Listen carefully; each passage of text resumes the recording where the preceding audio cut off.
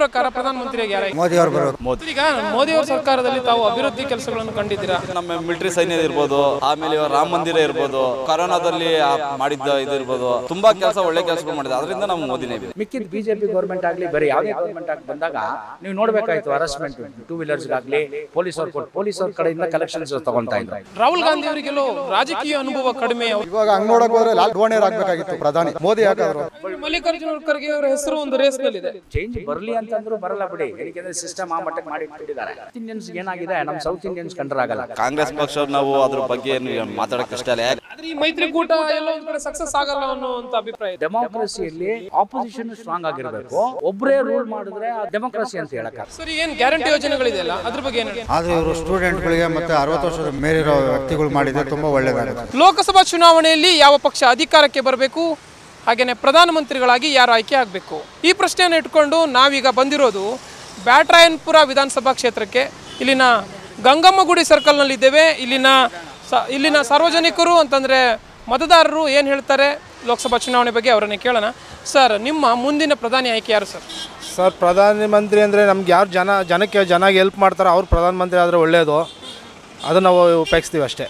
ಸರಿ, ಈಗ ಪ್ರಸ್ತುತ ಇರೋದು ನರೇಂದ್ರ ಮೋದಿ ಅವರು ಮುಂದುವರಿಬೇಕಾ ಬೇಡವಾ ಸರ್? ಸರ್, ಅವರು ಚೆನ್ನಾಗಿ ಎಲ್ಲ ಕೆಲಸ ಮಾಡ್ತಿದ್ದಾರೆ. ಎಲ್ಲ ಕಡೆ ರಾಮ ಮಂದಿರ ಎಲ್ಲ ಕಟ್ತಾ ಇದ್ದಾರೆ. ಎಲ್ಲ ಚೆನ್ನಾಗಿ ಕೆಲಸ ಮಾಡ್ತಾ ಇದ್ದಾರೆ. ಅವ್ರು ಬಂದರೂ ಪರವಾಗಿಲ್ಲ.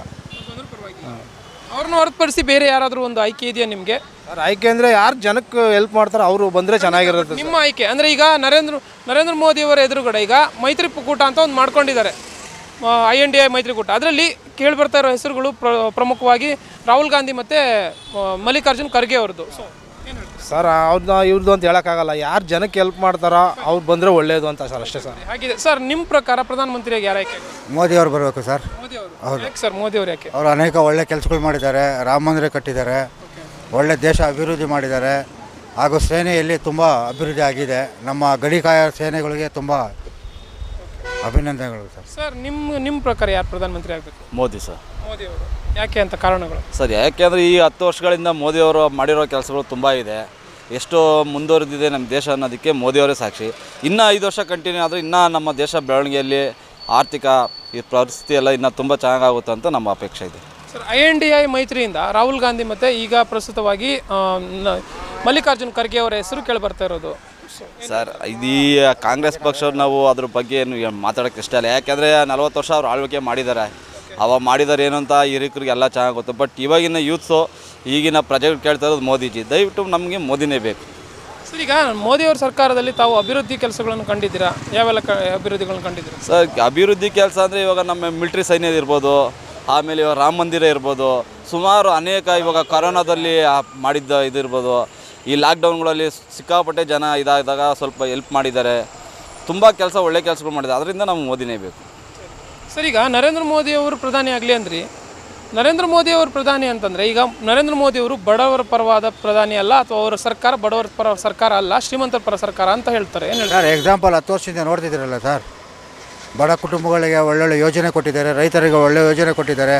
BPL ಕಾರ್ಡ್ ಹೋಲ್ಡರ್ಗಳಿಗೆ 5 ಲಕ್ಷ ರೂಪಾಯಿ ಚಿಕಿತ್ಸೆ ಕೊಡ್ತಾರೆ. APL ಕಾರ್ಡ್ವರೆಗೆ 1.5 ಲಕ್ಷ ರೂಪಾಯಿ ಚಿಕಿತ್ಸೆ ಕೊಡ್ತಾ ಇದ್ದಾರೆ.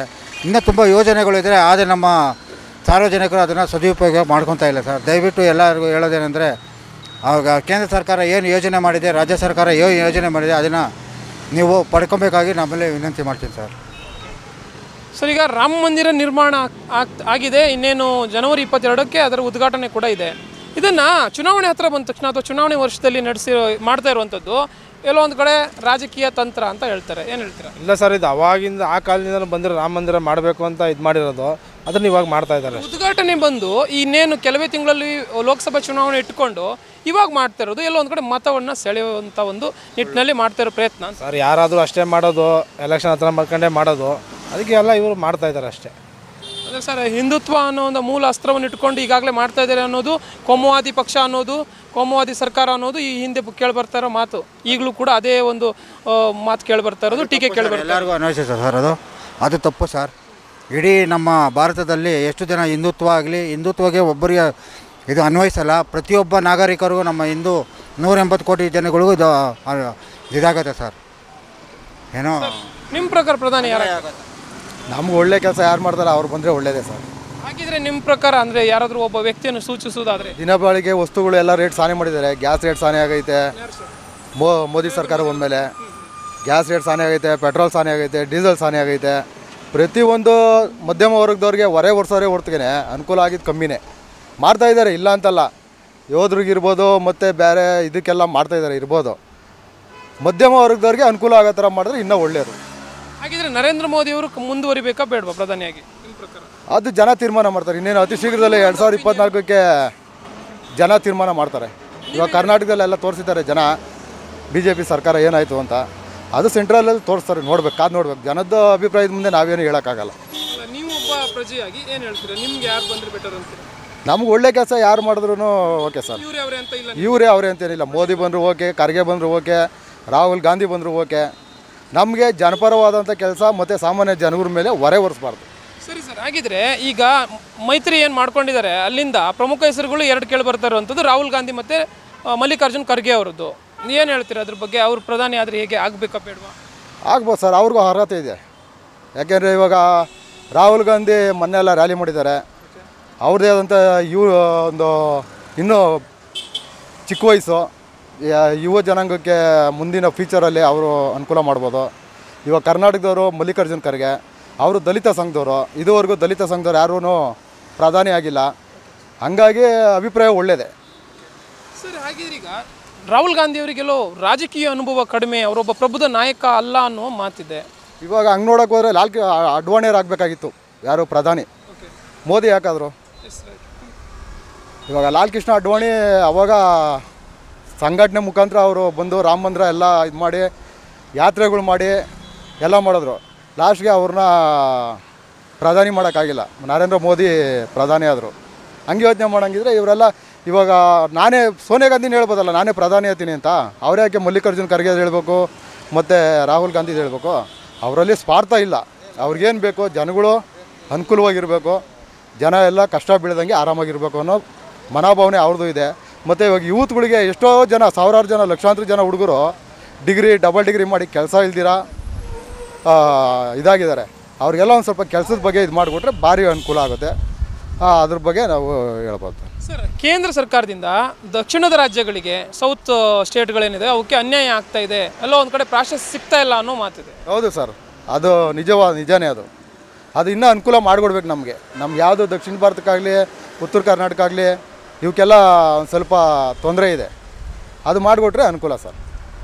ಸರ್, ನೀವೇನು ಹೇಳ್ತೀರಾ? ದಕ್ಷಿಣದ ಒಂದು ರಾಜ್ಯಗಳಿಗೆ ಏನಿದೆ, ಸೌತ್ ಸ್ಟೇಟ್ಸ್ಗಳಿಗೆ ನರೇಂದ್ರ ಮೋದಿ ಸರ್ಕಾರದಿಂದನೇ ಪರ್ಟಿಕ್ಯುಲರ್ಲಿ ಏನು ಒಂದು ಪ್ರಾಶಸ್ತ್ಯ ಸಿಗ್ತಾ ಇಲ್ಲ, ಯಾವುದೇ ವ್ಯಾಲ್ಯೂ ಇಲ್ಲ ಸೌತ್ ರಾಜ್ಯಗಳಿಗೆ. ಸರ್, ಮುಂದೆ ಯಾರ ಬಂದರೂ ಸಿಗ್ಬೋದು ಅನಿಸುತ್ತೆ. ಅದಕ್ಕೆ ಪರಿಹಾರ ಸೌತಿಂದ ಒಂದು ಪ್ರಧಾನಿ ಆಗಲಿ ಅಂತನಾ, ಅಥವಾ ಅವರ ಒಂದು ನರೇಂದ್ರ ಮೋದಿ ಅವರ ಸರ್ಕಾರದಿಂದನೇ ಇದನ್ನು ಎಕ್ಸ್ಪೆಕ್ಟ್ ಮಾಡ್ಬೋದಾ? ಸರ್, ಮಾಡ್ಬೋದು. ಇವರು ಯಾರು ಬರ್ತಾರೋ ಮುಂದೆ ಚೆನ್ನಾಗಿ ಮಾಡ್ತಾರೋ ಅವ್ರನ್ನ ಪ್ರಧಾನಿ ಮಾಡೋ ಇದು ಅರ್ಹತೆ ಇದೆ ಸರ್, ಆಯ್ಕೆ ಮಾಡ್ತಾರೆ. ಸರ್, ಇಷ್ಟು ವರ್ಷಗಳಾದ್ರೂ ಕೂಡ ದಕ್ಷಿಣದ ಸ್ಟೇಟ್ಗಳಿಗೆ ಏನು ಒಂದು ಬೆಲೆ ಸಿಗದೇ ಇರುವಂಥದ್ದು ಏನು ಹೇಳ್ತೀರಾ? ಸರ್, ಇದು ಜನಗಳು ತೀರ್ಮಾನ ಮಾಡಬೇಕು ಸರ್. ಜನಗಳು ಅವತ್ತಿಂದ ಯಾರು ಒಳ್ಳೆ ಕೆಲಸ ಮಾಡ್ಕೊಂಬಂದು 10 ವರ್ಷದಿಂದ ಆಗಲಿ 40 ವರ್ಷದಿಂದ ಆಗಲಿ ಯಾರು ಒಳ್ಳೆ ಕೆಲಸ ಮಾಡಿದ್ರೆ ಅವ್ರಿಗೆ ಮತ ಕೊಡೋದಂತೂ ಗ್ಯಾರಂಟಿ ಸರ್. ಸರ್, ಈಗ ರಾಜ್ಯದಲ್ಲಿ BJP ಮತ್ತು JDS ಮೈತ್ರಿ ಲೋಕಸಭೆಗಾಗಿ ಅದಕ್ಕೆ ನಮಗೆ ಗೊತ್ತಿಲ್ಲ ಸರ್. ನೀವೇನು ಹೇಳ್ತೀರಾ? ಅಷ್ಟೇ ಗೊತ್ತಿಲ್ಲ ಸರ್ ನಮ್ಗೆ ಅದು ಮೈತ್ರಿ ಬಗ್ಗೆ. ಅವ್ರವ್ರು ಅದು ಮೈತ್ರಿ ಬಗ್ಗೆ ಅದು ನಮ್ಗೆ ಸಕ್ಸಸ್ ಆಗ್ಬೋದು ಅಂತೀರಾ? ಆದರೂ ಆಗ್ಬೋದು, ಆಗದೇ ಇರ್ಬೋದು ಸರ್, ಅದು ನಮಗೆ ಗೊತ್ತಿಲ್ಲ. ಸರ್, ನೀವೇನು ಹೇಳ್ತೀರಾ? BJP ಮತ್ತು JDS ಕಾರಣಕ್ಕೂ ಸಕ್ಸಸ್ ಆಗಲ್ಲ ಸರ್. ಕರ್ನಾಟಕದಲ್ಲಿ BJP ಮತ್ತು JDS ಯಾವುದೇ ಕಾರಣಕ್ಕೂ ಹೊಂದಾಣಿಕೆ ಆಗೋಕ್ಕೆ ಚಾನ್ಸೇ ಇಲ್ಲ. ಅಲ್ಲಿ ಪಕ್ಷದಲ್ಲೇ ನೀವೇ ನೋಡ್ತಾ ಇದ್ದೀವಿ, ನಾವೇ ಮೀಡಿಯಾದಗಳೆಲ್ಲ ನೋಡ್ತಾ ಇದ್ದೀವಿ. ಇವಾಗ ಎಲ್ಲ ಅವರವರೇನೆ ಒಳ ಜಗಳ ಇದಾಗಿದೆ. ಹಂಗಾಗಿ ಯಾವುದೇ ಕಾರಣಕ್ಕೂ ಮೈತ್ರಿ ಉದ್ಧಾರ ಆಗಲ್ಲ. ಅದು BJP ಮತ್ತು JDS ಮೈತ್ರಿ ಆಗೋ ಚಾನ್ಸೇ ಇಲ್ಲ, ಆಗೋದು ಇಲ್ಲ. ಅದಕ್ಕೆ ಜನನೂ ಒಪ್ಪಲ್ಲ. ಮೈತ್ರಿ ಬೇಡವಾಗಿತ್ತು ಅಂತ. ಹಾಗಿದ್ರೆ ಕಾಂಗ್ರೆಸ್ ಹೆಚ್ಚಿನ ಸ್ಥಾನಗಳನ್ನು ಗೆಲ್ಬೋದಾ ಲೋಕಸಭೆ ಚುನಾವಣೆಯಲ್ಲಿ? ಗೆಲ್ಬೋದು ಸರ್. ಯಾಕೆಂದರೆ ಇವಾಗ ಕರ್ನಾಟಕದಲ್ಲಿ ಕಾಂಗ್ರೆಸ್ ಸರ್ಕಾರ ಇದೆ. ಹಾಗಾಗಿ ಜನಪರ ಕೆಲಸಗಳು ಮಾಡ್ತಾಯಿದ್ದಾರೆ. ಇವಾಗ ಮಧ್ಯಮ ವರ್ಗದವ್ರಿಗೆಲ್ಲ ಒಂದು ಸ್ವಲ್ಪ ಅನುಕೂಲ ಮಾಡಿಕೊಟ್ಟಿದ್ದಾರೆ CM ಸಿದ್ದರಾಮಯ್ಯ ಅವರು ಬಂದು. ಮುಂದಿನ ದಿನಗಳಲ್ಲಿ ಲೋಕಸಭಾ ಚುನಾವಣೆಗೆ ಒಂದು ಸ್ವಲ್ಪ ಓದ್ಕಿದ್ದಕ್ಕಿಂತ ಹೆಚ್ಚು ಸೀಟು ಗೆಲ್ಲೋ ಸಾಧ್ಯತೆ ಇದೆ. ಸರ್, ಈಗ ರಾಜ್ಯದಲ್ಲಿ ಕಾಂಗ್ರೆಸ್ ಆಡಳಿತ ನಡೆಸ್ತಾ ಇರುವಂಥದ್ದು, ಇವರು ಸಿದ್ದರಾಮಯ್ಯನವರು ಮುಖ್ಯಮಂತ್ರಿ ಆಗಿರುವಂಥದ್ದು, ಏನು ಹೇಳ್ತೀರಾ? ಸರ್, ಪರವಾಗಿಲ್ಲ, ಅವರು ಚೆನ್ನಾಗಿ ಕೆಲಸಗಳು ಮಾಡ್ತಾಯಿದ್ದಾರೆ. ಏನು ಅದೇನಿಲ್ಲ, ಜನಗಳಿಗೆಲ್ಲ ಹೆಲ್ಪ್ ಮಾಡಿದ್ದಾರೆ. ಚೆನ್ನಾಗಿ ಸರ್ಕಾರ ನಡೆಸ್ಕೊಂಡು ಹೋಗ್ತಾ ಇದ್ದಾರೆ. ಸರ್, ಏನು ಗ್ಯಾರಂಟಿ ಯೋಜನೆಗಳಿದೆಯಲ್ಲ ಅದ್ರ ಬಗ್ಗೆ ಏನು ಹೇಳ್ತೀರಾ? ಅದ್ರ ಬಗ್ಗೆ ನಾವೇನು ಹೇಳೋಕ್ಕಾಗಲ್ಲ ಸರ್. ಅವರು ಎಲೆಕ್ಷನ್ ಟೈಮಲ್ಲಿ ಹೇಳಿದ್ರು ಮಾಡ್ತಾ ಇದ್ದಾರೆ. ಅನುಕೂಲ ಇದೆ ಅಂತೀರಾ ಜನಕ್ಕೆ? ಇದೆ ಅನುಕೂಲ, ಬಸ್ ಎಲ್ಲ ಫ್ರೀ ಇದೆ. ಬಸ್ ಸರ್ ಹೇಳಿ, ಏನು ಹೇಳ್ತೀರಾ ಸರ್? ಇದು ನೀವು ಅವರು ಮಾಡಿದ ಒಳ್ಳೆ ಕೆಲಸನೇ ಇಲ್ಲ ಅಂತಲ್ಲ, ಆದರೆ ಇವರು ಸ್ಟೂಡೆಂಟ್ಗಳಿಗೆ ಮತ್ತು 60 ವರ್ಷದ ಮೇಲಿರೋ ವ್ಯಕ್ತಿಗಳು ಮಾಡಿದರೆ ತುಂಬ ಒಳ್ಳೆಯದಾಗುತ್ತೆ ಸರ್. ಯುವಕರು ಇವತ್ತು ಏನಾಗಿದ್ದಾರೆ ಅಂದರೆ ಆ 2,000 ರೂಪಾಯಿ ತಾಯಿ ತಾಯಿಗೆ ಬಂದಾಗ ಮಕ್ಕಳು ಕೆಲ್ಸಗಳಿಗೆ ಹೋಗಲ್ಲ, ತಾಯಿ ಹತ್ರ ಹಿಂಸೆ ಮಾಡಿ ದುಡ್ಡು ಕಿತ್ಕೊತಾರೆ, ಕುಡಿಯೋ ಚಟ ಹಿಂಗೆ ಮಾಡಿ. ಇದು ತುಂಬ ಅನ್ಯಾಯ ಸರ್. 60 ವರ್ಷದ ಹಿರಿಕರು ಕೊಡ್ಬೋದಾಗಿತ್ತು, ವಯಸ್ಸಾದ ಮುದುಕರು ಕೊಡ್ಬೋದಾಗಿತ್ತು.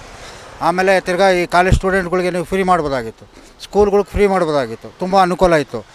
ಆದರೂ ಸಹ ಇದು ಮಾಡಿರೋದು ಸ್ವಲ್ಪ ನಮಗೆ ಬೇಜಾರ ಸರ್. ಇವಾಗಿನ ಯುವಕರು ದುಡ್ಕೊಂಡು ತಿನ್ಬೋದಾಗಿತ್ತು, ತಪ್ಪೇನಿರಲಿಲ್ಲ.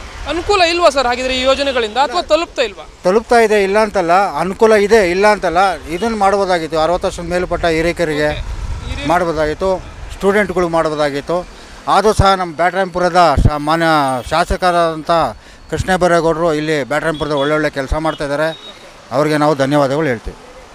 ಸರ್ ನೀವೇನು ಹೇಳ್ತೀರಾ? ಈ ಉಚಿತ ಯೋಜನೆಗಳಿಂದ ಅಭಿವೃದ್ಧಿ ಕೆಲಸಗಳಿಗೆ ಹಿನ್ನಡೆ ಆಗುತ್ತೆ ಅನ್ನೋ ಮಾತು ಕೂಡ ಕೇಳಿ ಬರ್ತಾ ಇದೆ. ಇಲ್ಲ ಸರ್, ಆ ಥರ ಏನು ಅನಿಸಲ್ಲ.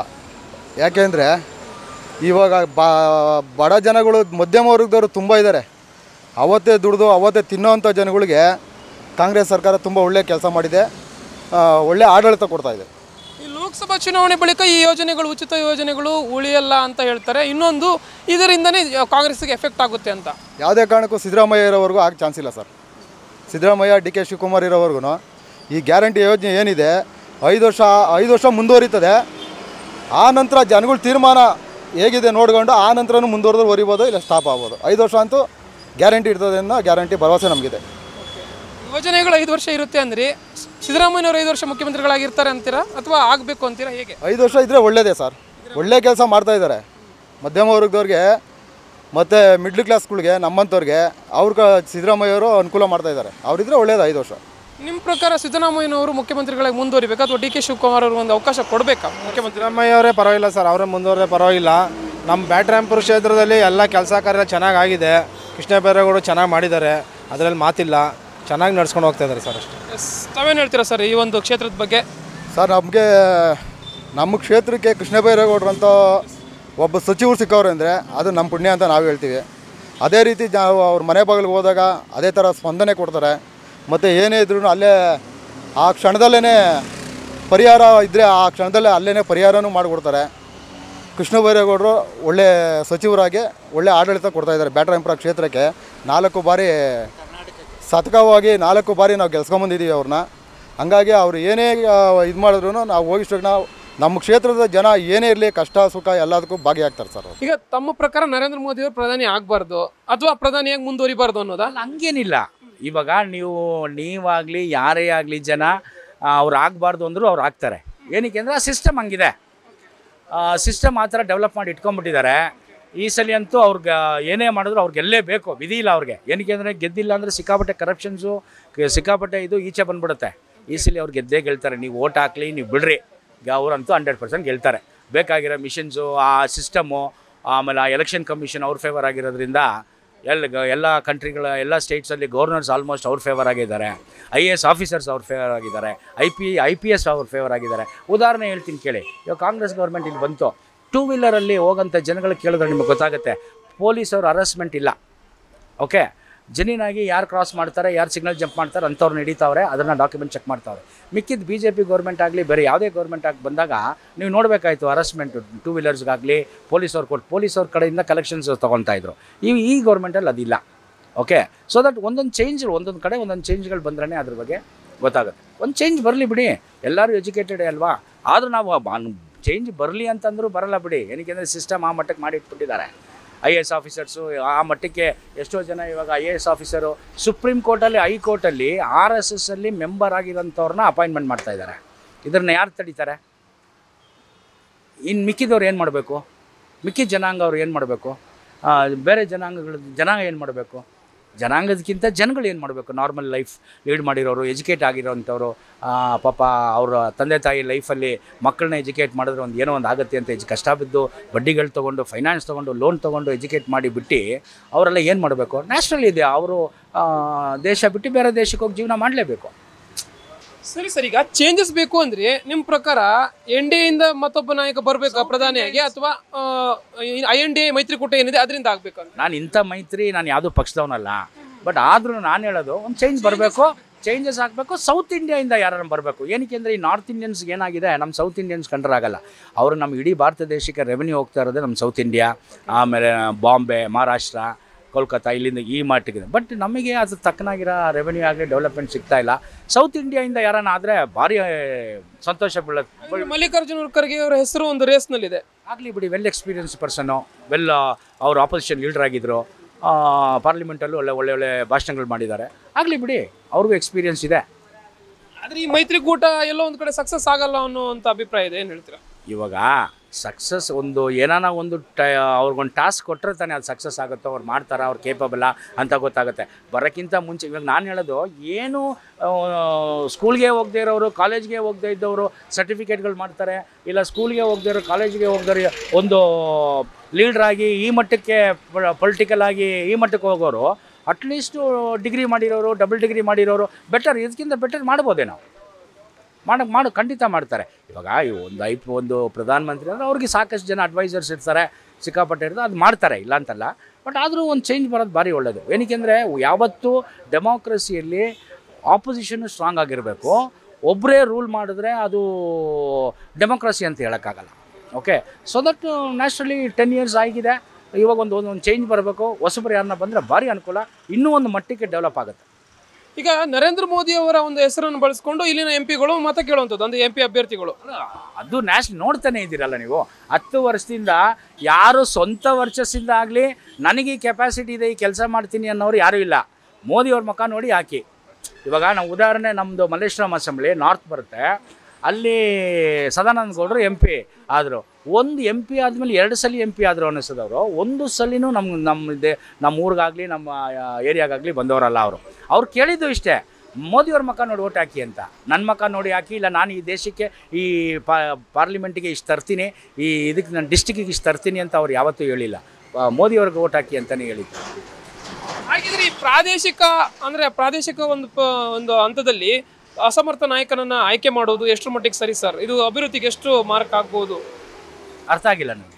ಅಂದರೆ ಇಲ್ಲಿ ಪ್ರಾದೇಶಿಕವಾಗಿ ಈ MP ಏನು ಆಯ್ಕೆ ಮಾಡ್ತೀವಲ್ಲ, ಈ ಜನಪ್ರತಿನಿಧಿಗಳನ್ನ ಯಾರ್ಯಾರು ಅಂದರೆ ಒಬ್ಬೊಬ್ಬ ಲೀಡರ್ ನೋಡಿ ಯಾರ್ಯಾರು ಆಯ್ಕೆ ಮಾಡುವಂಥದ್ದು ಎಷ್ಟು ಮಟ್ಟಿಗೆ ಮಾರ್ಕ್ ಆಗ್ಬೋದು ಅಭಿವೃದ್ಧಿಗಳಿಗೆ? ಅಭಿವೃದ್ಧಿಗೆ ಮಾರ್ಕ್ ಆಗುತ್ತೆ. ಇಲ್ಲಿ ಕೇಳಿ, ಎಷ್ಟೆಷ್ಟು ಇಶ್ಯೂಸ್ ಇತ್ತು ನಮ್ಮ ಹತ್ರ. ಆ ಕಾವೇರಿ ಇಶ್ಯೂಸ್ ಇರ್ಬೋದು, ಏನಾದ್ರು ಯಾರು MP ಮಾತಾಡಿದ್ರು, 27 MP ಕೊಟ್ರಿ, ಯಾರು ಮಾತಾಡಿದ್ರು, ಯಾರು ಮುಂದೆ ಬಂದು ಮಾತಾಡಿದ್ರು, ಏನು ಪ್ರಾಬ್ಲಮ್ ಸಾಲ್ವ್ ಮಾಡಿದ್ರು? ಏನಕ್ಕೂ ಬರಲಿಲ್ಲ ಅವ್ರ ಮುಂದೆ. ಕೊರೋನಾ ಬಂದಾಗ ಒಂದು ಡೆತ್ ಕೇಸ್ಗೆ 3 ಲಕ್ಷ ಅಂತ ಕೊಟ್ಟರು. ಲೋಕಲ್ ಲೀಡರ್ಗಳು ತಿಂದಾಕಿದ್ರು, ಅದನ್ನು BJP ಲೀಡರ್ಗಳು ತಿಂದಾಕಿದ್ರು. ಲೋಕಲಲ್ಲಿರೋ ಚಿಕ್ಕ ಹುಡುಗರು ತಿಂದಾಕಿದ್ರು. ಸತ್ತಿರೋರ್ಗೆ 10,000 ರೂಪಾಯಿ ಹೋಗಿಲ್ಲ. ಇವತ್ತು ಮೊನ್ನೆ ಅವರು ಯಾರು ಇವ್ರ ಬಗ್ಗೆ ಹೇಳ್ತಾಯಿದ್ರು, ಯಾರವರು ಯತ್ನಾಳ್ ಅವ್ರು ಹೇಳ್ತಾಯಿದ್ರು. ನೋಡಿ, ಆ ಸ್ಕ್ಯಾಮ್ ಎಲ್ಲ ಏನು ಅವ್ರಿಗೆ ಜೊತೆ ಇರೋರಿಗೆ ಗೊತ್ತಲ್ವಾ. ಬಟ್ ಕಾಂಗ್ರೆಸ್ ಗೌರ್ಮೆಂಟ್ ಬಂದಿದೆ ಇಲ್ಲ ಅಂತಲ್ಲ, ಯಾರು ಏನು ಕರಪ್ಷನ್ ಮಾಡಿದ್ದಾರೆ ಅವ್ರನ್ನ ತೆಗೆದು ಏನಿದೆ ಆ್ಯಕ್ಷನ್ ಮಾಡಬೇಕು. ಒಳಗೊಳಗೆ ಕಾಂಪ್ರಮೈಸ್ ಮಾಡಿಕೊಂಡು ರಾಜಕೀಯ ನಡೆಸಿದ್ರೆ ವೇಸ್ಟು, ಇಲ್ಲ ಸರ್ಕಾರ ಮಾಡಿದ್ರೆ ವೇಸ್ಟು. ಬರೀ ಏನೋ ಒಂದು ದೃಷ್ಟಿ ಇಟ್ಕೊಂಡು ಎಲ್ಲ ಜನಾಂಗನೂ ಸೇರಿನೇ ಒಬ್ಬನ CM ಮಾಡಿರೋದು, ಎಲ್ಲ ಜನ ಸೇರಿನೇ ಒಬ್ಬನ PM ಮಾಡಿರೋದು. ಓಕೆ, ಸೊ ದಟ್ ಒಂದು ಜನಾಂಗಕ್ಕೆ ಮಾತ್ರ ಇಟ್ಕೊಳ್ತಾರೆ, ಎಲ್ಲ ಜನಾಂಗಗಳಿಗೂ ಏನು ಬೇಕೋ ಅದನ್ನು ಮಾಡಿದ್ರೆ ಇಟ್ಸ್ ವೆಲ್ ಆ್ಯಂಡ್ ಗುಡ್. ಅದು ಬಿಟ್ಬಿಟ್ಟು ಒಬ್ರಿಗೆ ಮಾತ್ರ ಪಾರ್ಶಾಲಿಟಿ ಮಾಡೋದು, ಒಬ್ರಿಗೆ ಮಾತ್ರ ಅದು ಮಾಡೋದು ಭಾರಿ ತಪ್ಪು, ಆಯಿತಾ? ಎಲ್ಲರೂ ಟ್ಯಾಕ್ಸ್ ಕಟ್ತಾರೆ, ಎಲ್ಲರೂ ರೆವೆನ್ಯೂ ಇದೆ. ನೀವು ಡೈರೆಕ್ಟಾಗಿ ಟ್ಯಾಕ್ಸ್ ಕಟ್ಟಿಲ್ಲ ಅಂದರೆ ಇವತ್ತು ಏನು ಒಂದು ಕಾಫಿ ತೊಗೊಂಡ್ರು, ಒಂದು ಚಾಕ್ಲೇಟ್ ತೊಗೊಂಡ್ರು ನೀವು ಟ್ಯಾಕ್ಸ್ ಕಟ್ತಾ ಇದ್ದೀರಾ. ಎಲ್ಲರೂ ಕಟ್ತಾ ಇದ್ದಾರೆ. ಅದು ಸೊ ದಟ್ ಎಲ್ಲರಿಗೂ ಅದು ಬರಬೇಕು. ಒಂದು ಜನಾಂಗಕ್ಕೆ ಅಂತ ಯಾವ ಸರ್ಕಾರನೂ ನಿಂತ್ಕೊಬಾರ್ದು. ಇದು ಡೆಮಾಕ್ರಸಿ. ಇಡೀ ಪ್ರಪಂಚದಲ್ಲಿ ಭಾರತ ದೇಶಕ್ಕೆ ಒಂದು ದಾರಿ ಐತೆ, ಒಂದು ಹೆಸರು ಐತೆ ಅಂದರೆ ಎಲ್ಲ ಇಷ್ಟು ಸಾವಿರ ಜನಾಂಗ, ಇಷ್ಟು ಸಾವಿರ ಜಾತಿ, ಇಷ್ಟು ಸಾವಿರ ಭಾಷೆಗಳು ಇರೋದ್ರಿಂದ ಭಾರತ ದೇಶಕ್ಕೆ ಒಂದು ಹೆಸರಿದೆ. ಅದು ಬಿಟ್ಬಿಟ್ಟು ಒಂದೇ ದೇಶ ಒಂದೇ ಭಾಷೆ ಅವೆಲ್ಲ ಆಗದಿರೋ ಕೆಲಸ.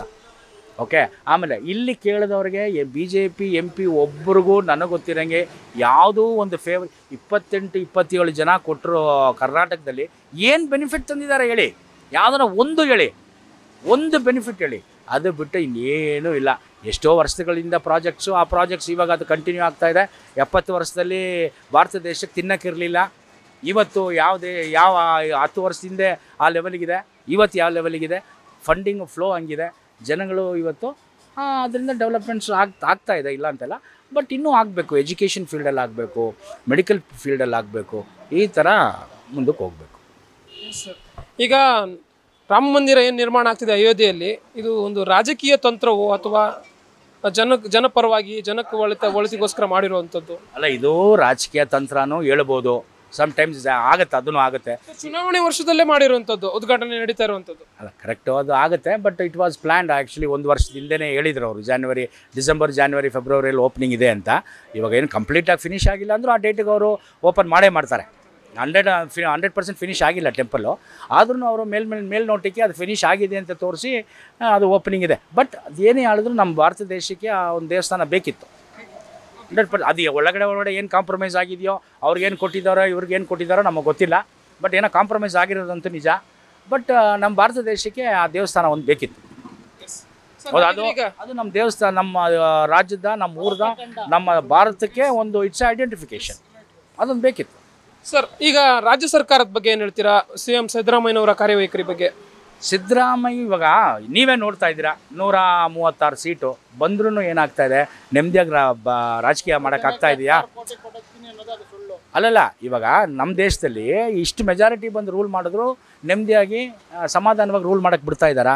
ಇವಾಗ ನೋಡಿ, ನಾರಾಯಣಗೌಡರು ನನ್ನೇ ಏನೋ ಒಂದಿತ್ತು, ಎಷ್ಟೋ ಜನ ನಮ್ಮ ಇಂಡಸ್ಟ್ರಿ, ನಮ್ಮ ಬ್ಯಾಂಗ್ಳೂರಿಗೆ ಡೆವಲಪ್ಮೆಂಟಿಗೆ ಬರಲಿ, ಇನ್ವೆಸ್ಟ್ಮೆಂಟಿಗೆ ಬರಲಿ, ಇಂಡಸ್ಟ್ರೀಸ್ ಬರಲಿ ಅಂತ ನಾವು ಕಾಯ್ತಾ ಇದ್ದೀವಿ.